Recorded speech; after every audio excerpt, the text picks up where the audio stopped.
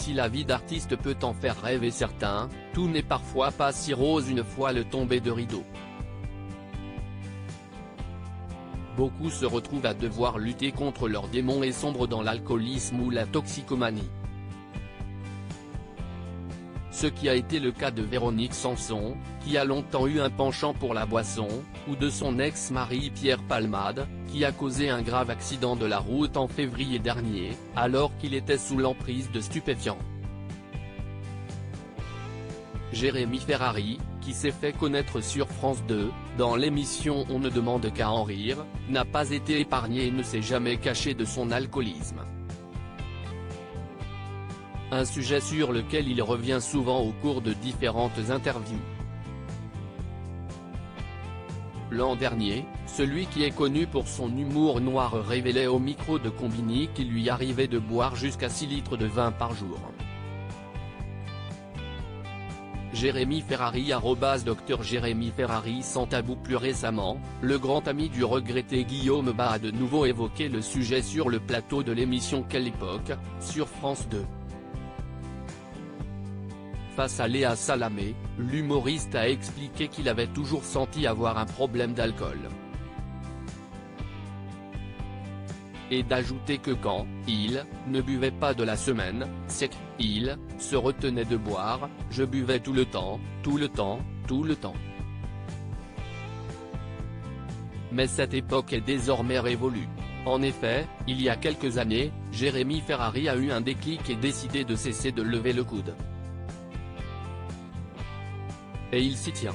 Fier de son évolution et désireux d'influencer ceux qui se retrouvent dans la situation qu'il a pu connaître, Jérémy Ferrari partage régulièrement les avancées de son combat contre l'alcoolisme sur les réseaux sociaux. Comme ce vendredi 7 juillet, date à laquelle il a appris une bonne nouvelle à ses fans. Comme un mec bourré sur son compte Twitter, Jérémy Ferrari a fait savoir qu'il venait de remporter une grande victoire.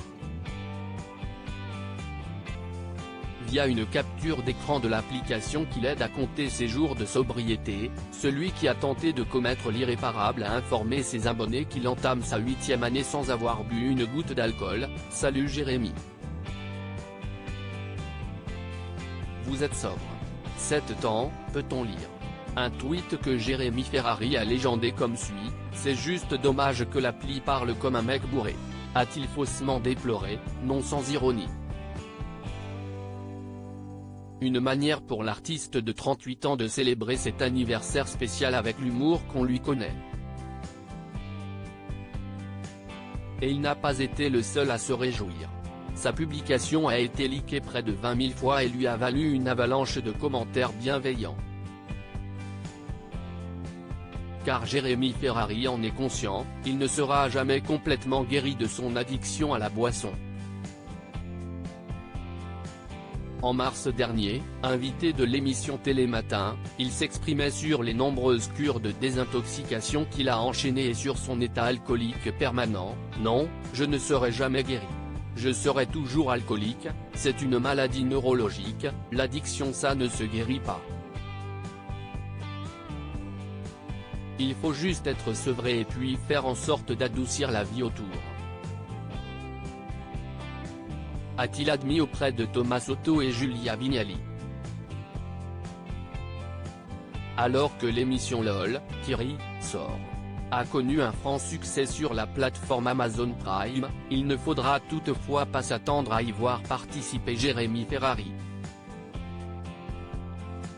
Et ce, pour une raison bien précise, je ne suis pas sûr que je serai très à l'aise dans ce type d'émission. On m'a proposé des choses un peu similaires. Si est-il vraiment faire de la télévision pour faire de la télévision? Et ce n'est pas une critique. Si je ne trouve pas un intérêt artistique, j'ai du mal à le faire. J'ai vu des morceaux de l'émission, ça a l'air d'être drôle et de plaire à plein de gens donc tant mieux. Confiait-il auprès de Buzz Télévision.